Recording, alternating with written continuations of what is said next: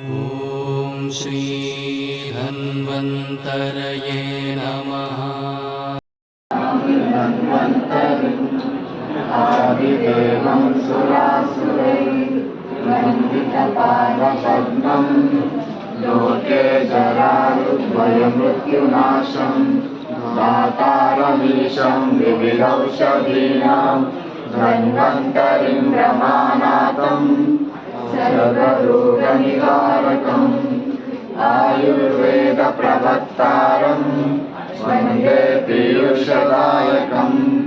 सर्वे जनाः सुखिनो भवन्तु, सर्वे सन्तु निरामयाः। ॐ शान्ति शान्ति शान्ति। श्री धन्वन्तरये नमः।